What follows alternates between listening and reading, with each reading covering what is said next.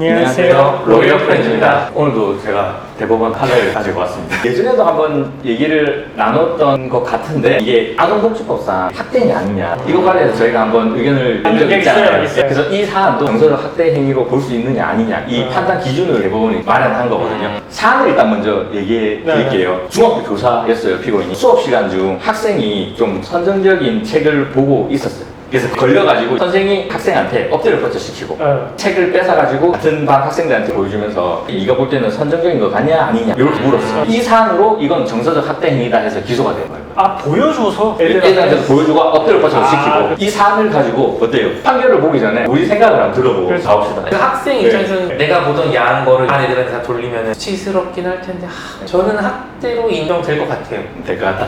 이러면서 근데 일단 체벌을 했기 때문에 조금 이제 굴욕감도 느껴지고 할 것 같긴 한데 그래도 본인이 잘못한 행동이 있고 그 부분에 대해서 다른 학생들의 의견을 그냥 수렴을 했을 뿐이라서 이것만으로는 정서적 학대로 보기에는 좀 어렵고 제가 생각해온 한계를 비춰보면 저는 더 심한 경우였어가지고 아니 우리 때 아동학대 인정된 게 하나도 없어요. 그렇지. 맨날 막 욕하고 막 때리고 막 그랬는데 네, 그래서 저는 조금 조심스럽지만 아동학대까지는 아닌 것 같다. 일단은 결과론적으로 말씀드리면 이건 대법원에서도 정서적 학대가 맞습니다.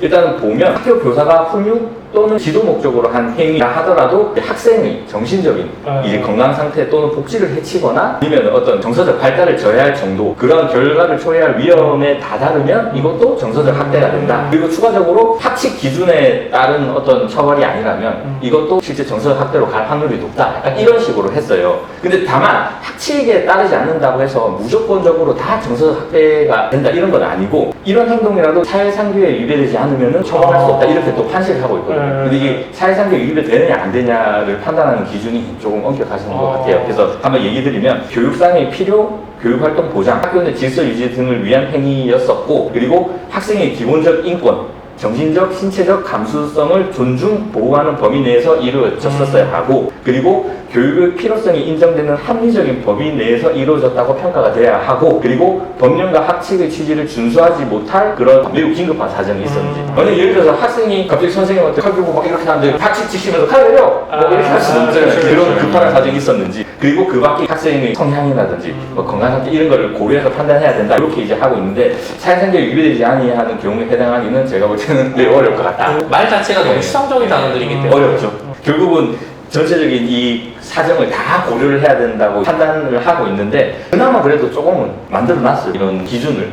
이제는 교사가 어떤 훈육적인 행동을 했을 때 이게 정서적인 학대냐 아니냐 그리고 이게 사회상규에 위배되지 않느냐 이런 기준에 따라 일단 판단이 될 거예요. 다시 원론으로 돌아와서 이 사건에서 정서적 학대행위 저는 좀 그래요. 법령과 학칙을 준수를 안 했을 때 그런 긴급한 사정이 있는지를 판단을 하게 되면 진짜로 그런 사유가 있는지가 너무나 한정적이고 축소되는 사유라서 이렇게 되면 이 예외를 인정하기가 너무 어려울 것 같습니다. 맞아요. 네, 그렇죠. 우리가 살아온 세대랑 지금은 완전 다르다. 이렇게 좀 봐야 될 것 같아요. 이렇게 됐을 때는 예를 들어서 다른 방법을 통해 가지고 개선할 점이 있으면 찾아보고 그렇게도 안 되면은 이렇게까지 해도 된다 이런 거 아니죠? 제가 볼 때는 판사님들의 생각에는 이런 음란물은 주변 애들한테 보여주거나 하면 얘가 부끄러울 수도 있잖아. 그리고 이 엎드려 뻗쳐 하는 게 학칙이 없었나 봐, 이 학교에는. 그러니까 압수를 하고 조용히 교무실로 불러가지고 이런 거 보면 안 돼. 이런 식으로 했었어야 되지 않나. 판사들은 그렇게 본 건데 이게 교육 현실하고 맞나? 전 좀 그렇게 보입니다. 그런 말이 있더라고요. 이게 뭐 우스갯소리 커뮤니티에 올라온 건데 갑자기 이런 체벌이 없어지고 뭔가 이렇게 된 부분이 원인이 뭔지 아세요?